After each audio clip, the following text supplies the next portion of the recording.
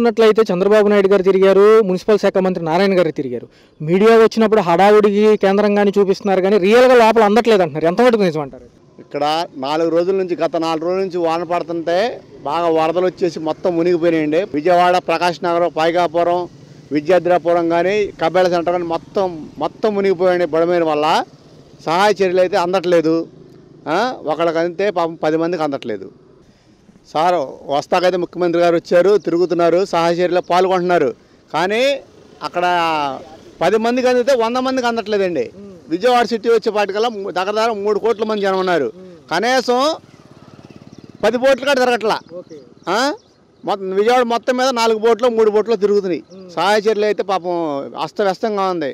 వంట పిల్లలు కానీ పెద్దలు కానీ ఆడవాళ్ళు కానీ ఇంతవరకు పలానా హాల్లో పెట్టాం అనేది లేదు. పలానా అపార్ట్మెంట్లు చాలా ఖాళీగా ఉన్నాయి, అక్కడ పెట్టొచ్చు అవకాశం అయితే చాలా ఉంది. వాడుకోలేకపోతున్నారు. మరొక పక్క చంద్రబాబు నాయుడు గారు రాత్రి ప్రెస్ మీట్ పెట్టి మేము ఇది అంచనా వేయడంలో ఫెయిల్ అయ్యామంటున్నారు. సార్ చంద్రబాబు నాయుడు అయితే చెప్తున్నారు, అధికారులు మాత్రం స్పందించట్లేదు, అసలు సహాయ చర్యలు లేవు. ఇక్కడ ఉన్న మ్యాంగో మార్కెట్ చాలా ఖాళీగా ఉంది.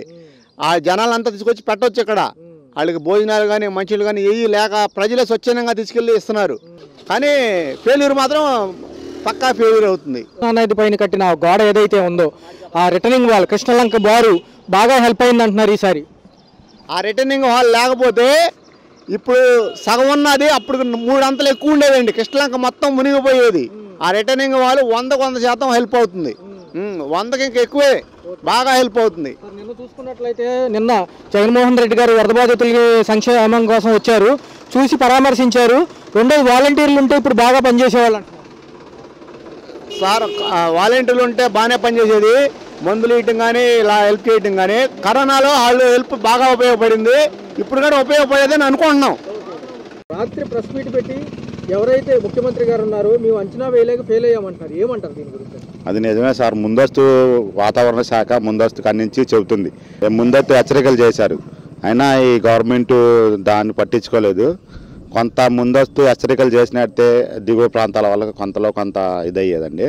తగ్గట్టు ఏం జరిగిందంటే వాగులు కూడా ఆక్రమణకు గురైపోయినాయి, బుడమేరు అన్నీ ఆక్రమణకు గురైపోయినాయి. దానికి తగ్గట్టు పైనుంచి కూడా మున్నేరు వాగు కట్టలు దిగి దీని మీద పడిపోయేపాటికి ఫ్లోటింగ్ ఎక్కువైపోయి ఊళ్ళ మీద ఇళ్ళ మీద పడిపోయి జనాలకి 3 రోజుల మట్టి పాపం తిండి తెప్పలేవండి, చాలా ఇబ్బందులు పడుతున్నారు. ఇంకా 2-3 రోజులు పట్టిద్దండి, ఒక వారం పట్టిద్దండి.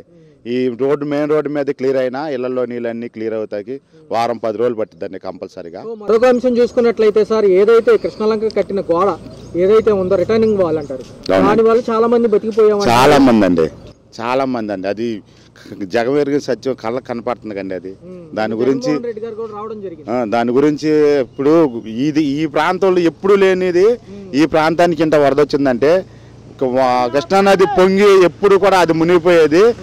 దేవుడు లాగా ఆయన అలా చేసి ఎంతో మంది కొన్ని వందలాది వేలాది మందికి కొంతలో కొంత ఆశ్రయం కల్పించాడు. ఆ విషయంలో జగన్మోహన్ రెడ్డి గారిని మెచ్చుకోవాలండి. ఎవరు మంచి పని చేసినా వాళ్ళని మెచ్చుకోవాలండి. ప్లస్ ఇంకోటి ఏంటంటే మీడియా పరంగా ఈ కార్యక్రమానికి ప్రతి ఒక్కరూ తనకు తోచిన సాయం తాను చేయాలని కోరుకుంటున్నామండి, పార్టీలకు అతీతంగా. ఒక పక్క చంద్రబాబు నాయుడు గారు ఫీల్డ్లో తిరగడం జరిగింది, ఒక పక్క ఈ 4 రోజుల నుంచి వర్షాలు మరీ బీభత్సంగా ఉన్నాయి. సో కొంతవరకు ఫెయిల్ అయ్యామని రాత్రి ప్రెస్ మీట్ పెట్టి చెప్పడం జరిగింది అర్ధరాత్రి. ఏమంటారు? నడుము లోతు నీళ్ళు ఉన్నాయండి అక్కడ, బాగా ఇబ్బందిగా ఉంది. అటేపు మా చుట్టాలు ఉంటే వెళ్ళి చూసి వచ్చాము. ఏం లేదు, పడవల్లో అందిస్తున్నారు, పర్వాలేదు. మరి నేను చూసినంత వరకు పర్వాలేదు, అక్కడ అందిస్తున్నారు. లోనికి ఇంకా వెళ్ళటానికి అయితే ఇంకా లోతు ఎక్కువ ఉంది, బాగా లోతు ఉంది. నేను అక్కడ సగం వరకు వెళ్ళి మాకు కావాల్సిన పని చూసుకుని వచ్చేసాను అనమాట. అధికారులు లేకపోతే ఎమ్మెల్యేలు ఎంపీలు కానివ్వండి వీళ్ళందరూ మీడియా వచ్చినప్పుడు మరబొట్లో తిరుగుతున్నారు తప్ప రియాలిటీ లేదంటారు. అదైతే ఐడియా లేదు సార్ నాకు, నేనైతే చూడకపోవడం వల్ల లేకపోతే చెప్పడం ఉంది. ఇప్పుడు ప్రజెంట్ ముఖ్యమంత్రి గారు మీడియా హడావుడి కోసమే చేస్తున్నారు తప్ప రియాలిటీగా సహాయం ఎవరికి అందట్లేదు. ఇక్కడ భవానీ బార్ దాకా వెళ్తున్నాయి, అక్కడి నుంచి లోపల ఇరుక్కుపోయి ఉంటారు మా వాళ్ళు. 3 రోజుల నుంచి వాళ్ళకి వాటర్ అందట్లేదు, ఆహారం అందట్లేదు, ఏమీ లేదు. ఇక ప్రభుత్వాలు మనమే నిందిస్తున్నాం, మనం నిందించలేముగా, వాళ్ళకు ఉండాలి. అవి ఎవరి కాళ్ళు అందరూ బాధపడతారు, నష్టం జరిగాక అందరూ బాధపడతారు. దాన్ని ఎవడు అంటాడు? నష్టం జరగక ముందు ఉండాలి. వాళ్ళు చేస్తున్నారులే. వాళ్ళు చేస్తున్నారు, వాళ్ళ పనులు వాళ్ళు చేస్తున్నారు. ఎంతకైనా చేసేది ఏముంది.